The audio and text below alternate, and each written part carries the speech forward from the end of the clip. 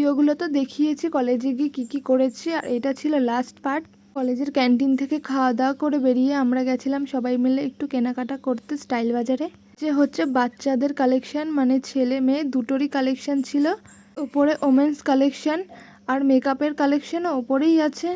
এখানে ব্লেন্ডার বিক্রি হচ্ছিল কোটোর মধ্যে, কত টাকা ঠিক মনে নেই কত টাকা ছিল। তারপরে তো আমরা নিইনি, কারণ এগুলো না আমাদের বাড়িতে আছে অনেক, তো দেখছিলাম ভালো লাগছিল ছোট ছোট ব্লেন্ডারগুলো।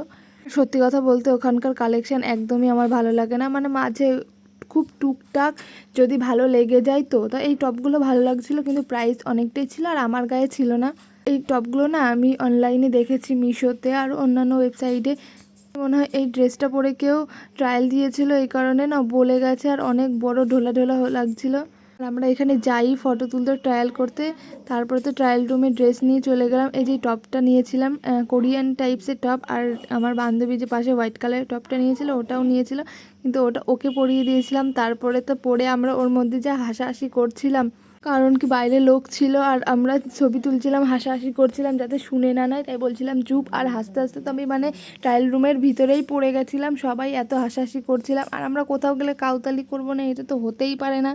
আমরা কিন্তু এর মধ্যে একটা টপসও নিইনি, শুধু ট্রায়াল দিয়ে ছবি তুলে বাইরে বেরিয়ে গেছিলাম। তাও ওখানে প্রায় আধ ঘন্টায় আমরা কাটিয়ে দিয়েছিলাম। আর বাইরের যে স্টাফগুলো ছিল আমাদের দিক তাকিয়েছিল। তারপর রিয়া টাটা করতে গিয়ে কতবার ধাক্কা খেলো তোমরাই দেখো, একবার সাইকেল একবার ভ্যানে। আজকের মতন এইটুকুই, দেখা হচ্ছে নেক্সট ব্লগ। টাটা।